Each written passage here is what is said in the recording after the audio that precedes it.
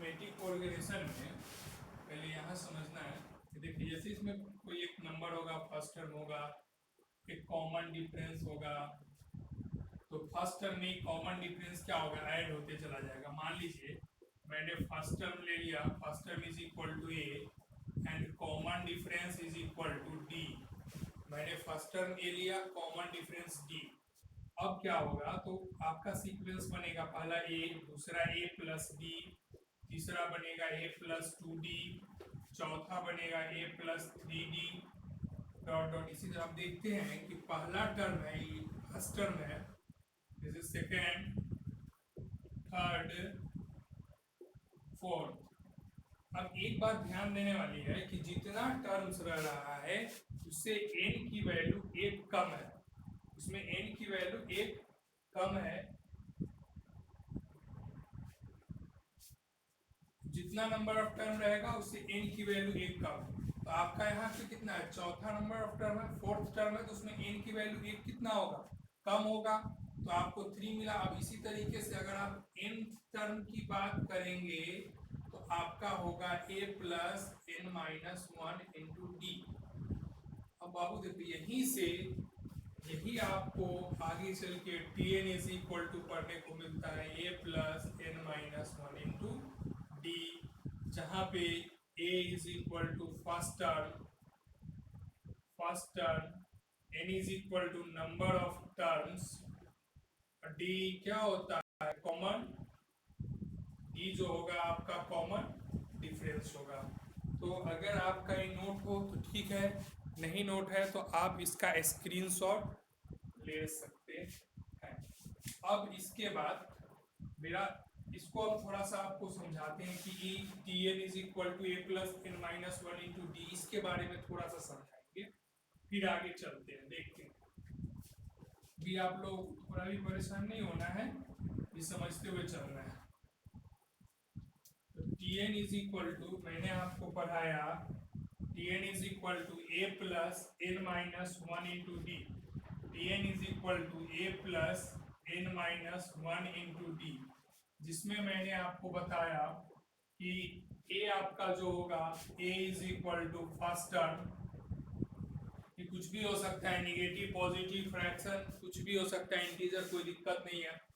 N क्या है आपका, एन जो है आपका नंबर ऑफ टर्म्स है, नंबर ऑफ टर्म्स है। तो जब नंबर ऑफ टर्म्स होगा तो फर्स्ट टर्म हो सकता है, सेकेंड टर्म होगा, थर्ड टर्म होगा, फोर्थ टर्म होगा, इसलिए एन जो होगा वो एन बिलोंग्स टू आई, मतलब इंटीजर। एन आपका जब भी होगा तो इंटीजर होगा, मतलब N is equal to integer होगी, कौन वाला इंटीजर, तो पॉजिटिव वाला, एक दो डॉट डॉट डॉट इस तरीके से। अब डी, डी को क्या बोलते हैं, D is equal to common difference है, कॉमन डिफरेंस की कुछ भी हो सकता है, निगेटिव पॉजिटिव कुछ भी हो सकता है, बस special cases in the case of number of terms. Number of terms क्या होगा आपका, इंटीजर होगा, वो भी पॉजिटिव वाला इंटीजर।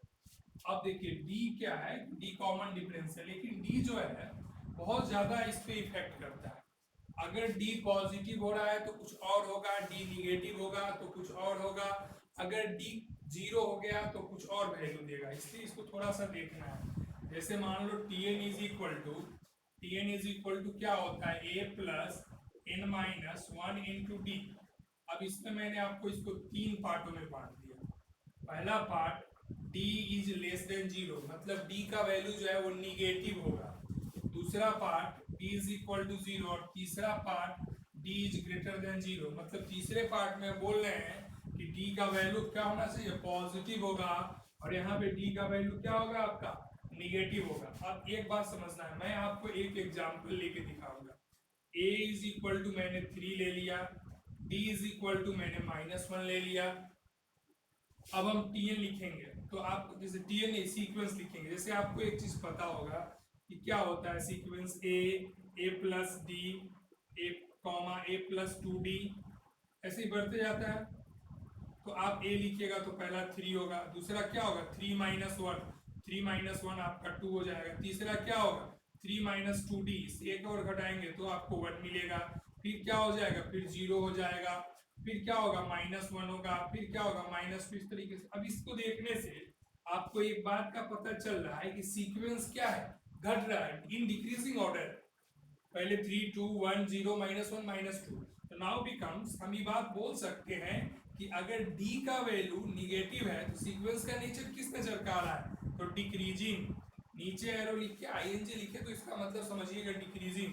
तो ये आपके किस ऑर्डर का आ रहा है, डिक्रीजिंग का आ रहा है। तो अब एक बात आप समझ के चलिएगा कि जब d 0 होगा तो सीक्वेंस का नेचर क्या हो जाएगा, डिक्रीजिंग नेचर का हो जाएगा।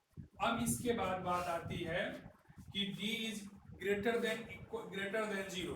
अब d जो है आपका जीरो से बड़ा होगा। जैसे d जीरो से बड़ा होगा डेट मीन्स d का वैल्यू पॉजिटिव होगा। मैंने first term is equal to 3 ले लिया, d इज इक्वल टू 1 ले लिया। आपका सीक्वेंस क्या होगा, तो आपका सीक्वेंस होगा 3 प्लस 1 क्या होगा 4 प्लस 5 फिर 6 7 डॉट डॉट डॉट।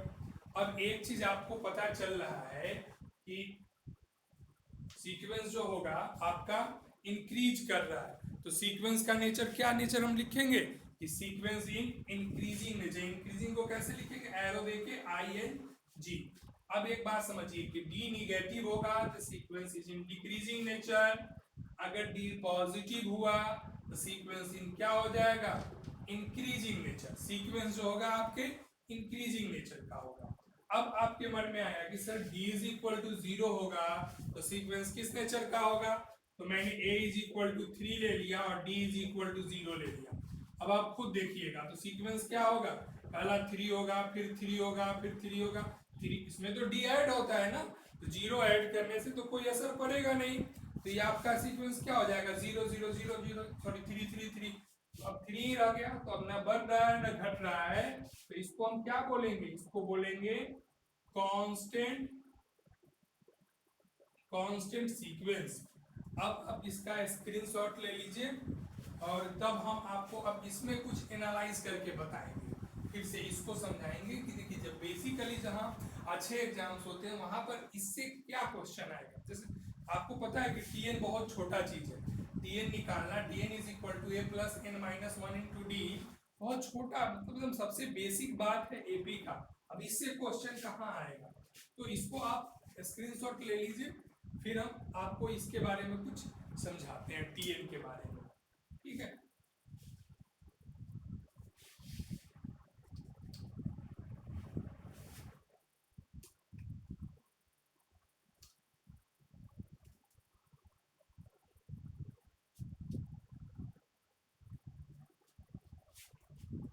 अब सब लोगों को ध्यान देना, जैसे टीएन इज इक्वल टू मैंने पढ़ाया a plus N minus 1 into D. TN is equal to हम ऐसा लिख सकते हैं a plus N D minus D, इसको ऐसे लिखे N D plus a minus D. बाबू देखो टीएन, अब एक बात समझना है कि टीएन इज इक्वल टू आपको क्या मिला, एन डी प्लस ए माइनस 1 सॉरी ए माइनस डी। ई क्या है, ई एक एक्सप्रेशन है, कैसा, in terms of number of terms.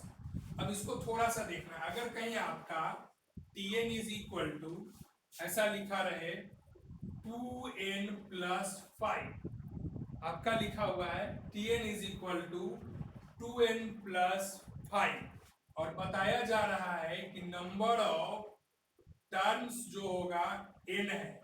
Question में दिया हुआ है tn is equal to 2n plus 5, कह रहा है कि नंबर ऑफ टर्म्स जो है n है। तब आपसे अगर कॉमन डिफरेंस का डिमांड करे तो आप कुछ नहीं करिएगा, यहाँ देखिए n का मल्टीपल क्या है, d है।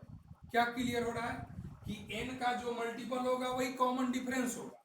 तो यहाँ आपका n का मल्टीपल कौन है, 2 है, तो आप कॉमन डिफरेंस की वैल्यू डायरेक्ट क्या लिखिएगा, डायरेक्ट आप 2 लिखिएगा। इससे आपका रिजल्ट आ गया।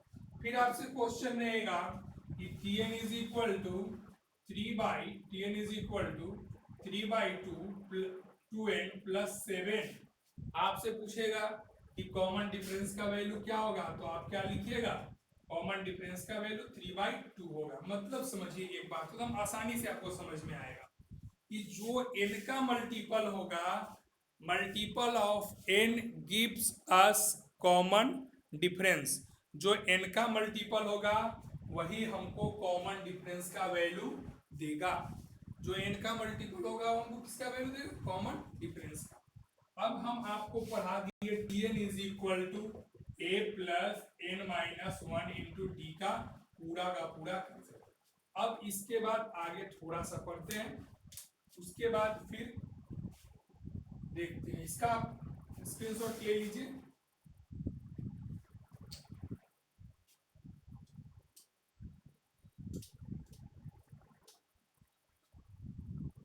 अब Tn के बाद हम लोग थोड़ा सा देखते हैं Sn के बारे में।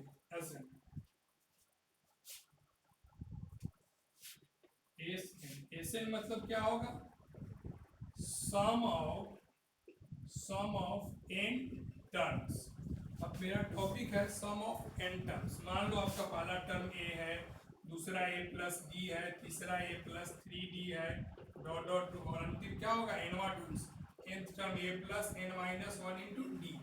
तो आपका Sn जो होता है सम ऑफ n टर्म्स की जो वैल्यू होगी वो n by two into 2a plus n minus one into D.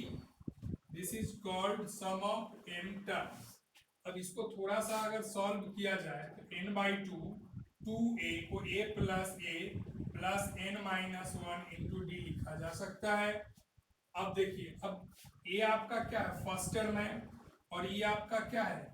nth term है, दैट मीन्स लास्ट टर्म है। तो Sn इज इक्वल टू, अगर हम इसको यहाँ पे लिखे तो ध्यान दीजिएगा, Sn is equal to a plus नहीं, n upon two is equal to a plus l, where a is equal to क्या है आपका? फर्स्ट टर्म है, और l इज इक्वल टू क्या है आपका? लास्ट टर्म है। तो Sn में आपको एक रिजल्ट दिया n by to 2a plus n minus one into D, और थोड़ा सा इसको सॉल्व किए तो आपको एक और रिजल्ट मिला a plus l into n by to. अब इसके बाद ध्यान देना है थोड़ा सा इसके आगे जो मेरा पढ़ाया हुआ है, फिर हम चलेंगे। आपको इसको स्क्रीनशॉट ले सकते हैं आप लोग। अगला वाला बात जो है उसमें हम आपको पढ़ाएंगे number of terms in AP. जो मैंने प्रीवियस क्लास में पढ़ाया था टर्म्स इन एपी में टर्म्स, मैं यहाँ लिख रहा हूँ नंबर ऑफ टर्म्स। बहुत ही इंपॉर्टेंट बात है। टर्म्स और कॉमन डिफरेंस, वो आपसे कभी भी 3 टर्म्स इन एपी डिमांड करेगा तो आप क्या लिखिएगा? आप लिखिएगा पहला term a minus D, a और a प्लस डी। यहाँ पे कॉमन डिफरेंस की वैल्यू d है।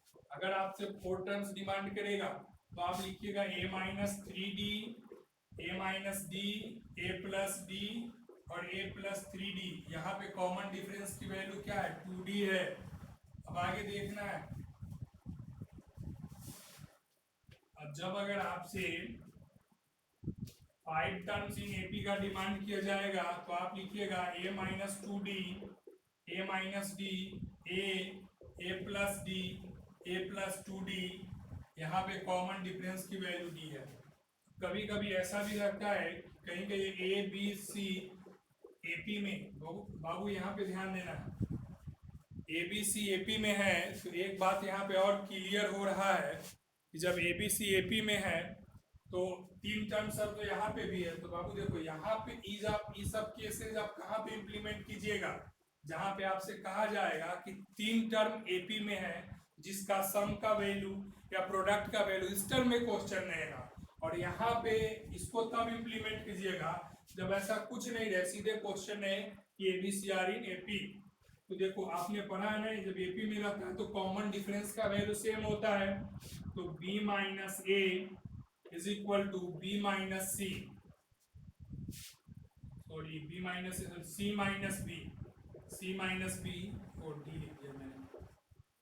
अब क्या होगा? 2b is equal to a plus C, एक रिलेशन आपको मिला, और b is equal to a plus C by 2 यहाँ से मिला। This is all about the basic parts of arithmetic correlation. ये सबसे बेसिक बात है अर्थमेटिक कोरिलेशन का। तो आप इसका स्क्रीनशॉट लीजिए, फिर मिलते हैं।